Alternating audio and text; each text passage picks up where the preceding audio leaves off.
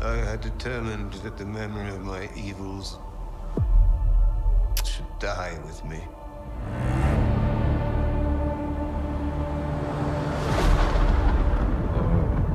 Some of what I will tell you is fact. Some is not. But it is all true. What? What manner of creature is that?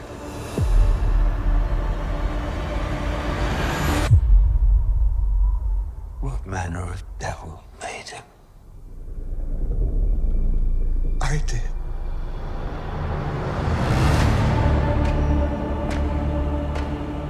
I had a vision. An idea took shape in my mind.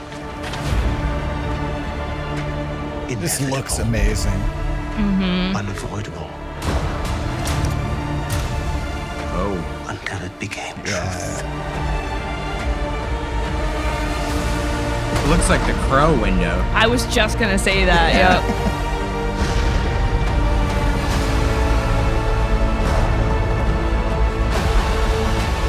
I mean, I've told you before, I'm like an infant with the pretty colors.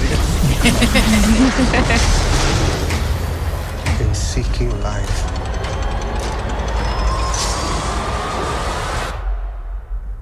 I created death. I have goosebumps. That is awesome. Oh, it's not over.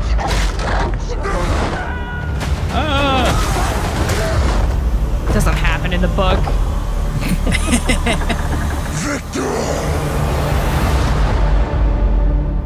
Wow, look at that Damn. cast. Yeah. Oh, we're eating good. First, we got Nosferatu done, like, you know, kind of like historically, like this. Like, it was very literature heavy. And I feel like this is going to be like the same thing, but with Frankenstein, but actually like paying homage to the book instead of like Hollywood's idea of Frankenstein, which is cool. I've always wanted to see like a really good rendition of the book, and it looks like this is it. I did notice that Frankenstein spoke. He only said one word in that trailer, but from my understanding, I have not read the book, so correct me if I'm wrong. Isn't Frankenstein's monster a talkative guy? He learns how to talk. He teaches himself by like kind of hiding and watching people. But yeah, he does learn how to talk, but he's basically this like animal, like kind of out looking for Victor and like watching people and learning how to live. So he becomes like very human. So he takes more of a human persona versus like the Hollywoodized monster. I mean, like it's such a deep story too. Like I freaking love Frankenstein, but it's all about like, you know, man versus monster, but man is the real monster and the monster is very human but gets treated terribly by actual people. Yeah, because this kind of seems like they're playing with that a little bit too, where Oscar Isaac playing Victor Frankenstein there, right, is kind of saying, I created the devil, like I created something. It's ironic. Yeah. All the Frankenstein adaptations have had the element of the humans being the monsters, though, a little bit. But not to the extent that's supposed to be. The Hollywood version is a very different rendition of Frankenstein. Like, it's all about, you know, him creating the monster. But in the book, that's actually only like the very beginning and the bulk of the book. So when you see that first scene, like in the ocean, like in the Arctic, that's the beginning of the book as well. Okay. So Victor is the guy who they like pick up because he's chasing after the monster. They're like going like to the ends of the earth to like find each other basically. And he's telling his story to one the head guy on the boat in letters. Okay. So he's telling like what happened, but yeah, it's he made the monster. He got scared immediately and was really cruel to the monster, and so the monster sought out revenge in a very methodical and cruel manner. Like Victor loses everybody in his life. So yeah, it's such a good story. So like you're saying though, then this is kind of more based on the actual like literature versus kind of like the Hollywoodized version of what we've seen. The Universal Monster. Yeah. Yeah. Because the Universal Monster version is basically the people only show their true nature at the very end, basically, right? Whereas what you're saying is like it's through in the book, it's like through the whole book. The whole time. Yeah. And the monster retaliates based on the things that are done to him. So it's like a kind of back and forth sort of thing. They created a monster by being monsters themselves. That's awesome. That's really cool. Now I'm really looking forward to it, actually. I was going to say, I'm looking forward to this because like, I know there's been other movies for a while that have kind of incorporated Frankenstein or Frankenstein ideas, but we really haven't seen a true Frankenstein movie in a while, right? I can't think of one. The Universal Monster one is like, James there must Whale's have been another right? adaptation after that. I mean, this this story is Lisa so, Frankenstein. Yeah. I mean, technically, yeah, but not. Yeah. That's not. There's Yeah. a shit ton of movies that have the Frankenstein allegory in there. Yes. If I'm using that word correctly. Yeah. so. Yeah. The actual Frankenstein name and the property. You're right. I feel like it hasn't been done in a long time. Yeah, our idea is very much Hollywood of what Frankenstein is. And Right. that was created, I think, at a time. I don't know why they did that, like made that decision like way back when they made the first like Frankenstein movie. I feel like in the 1940s, you gotta simplify the story to get it done at all. Yeah. Like you can't be going to the Arctic.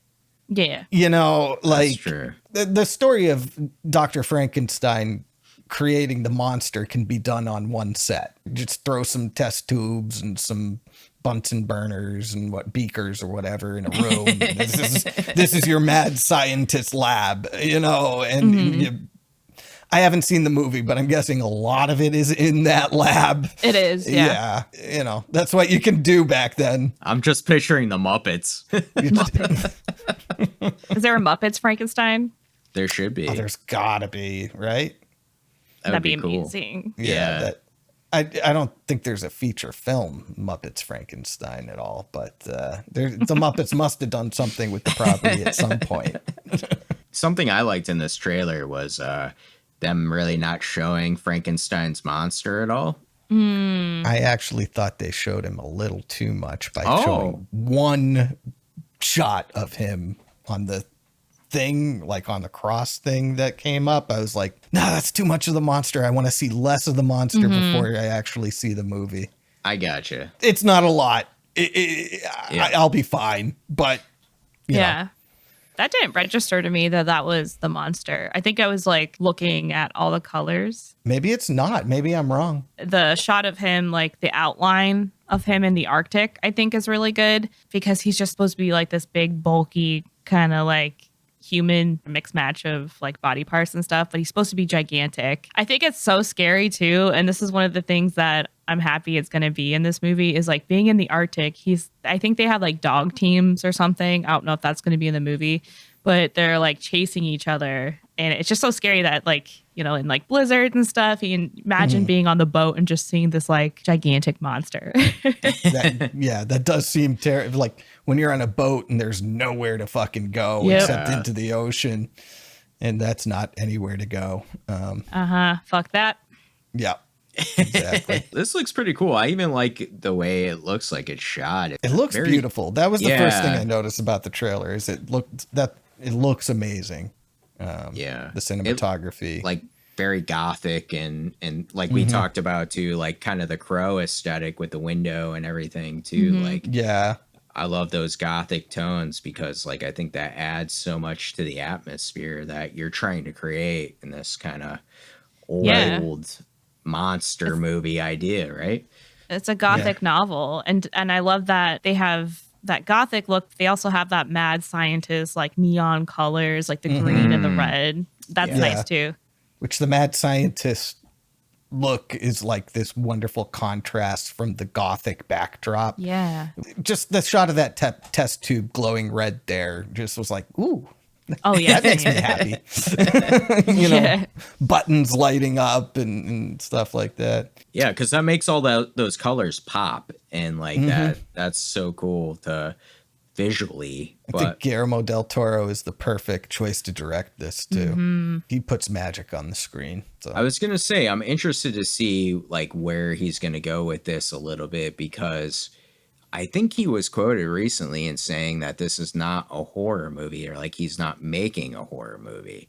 So I don't know how it's going to take off. I mean, the concept is horror, right? You create a monster and unleash it on the world. That's horror, yeah. So I wonder, like, you know, Gill's saying kind of with some of the actual literature tie-ins, if that's really where they're going to go, or that's kind of just like the backdrop for like a new Frankenstein story or a modern take. I don't know. I have a feeling that Guillermo del Toro is a big fan of those old books of, you know, the Dracula and Frankenstein. And I have a feeling he wants to do right by the book. I don't know why I have that feeling. I have no evidence for this, but I'm saying it out loud anyway. No, I think the trailer is evidence. Evidence, yeah, for sure. Yeah. It will be cool to see this. I'm pretty excited. It's on Netflix, right? So be able to. Yeah, Guillermo del Toro's already tackled some of those themes that Jill's talking about. That's in the book with Shape of Water, which is a movie she hasn't seen yet.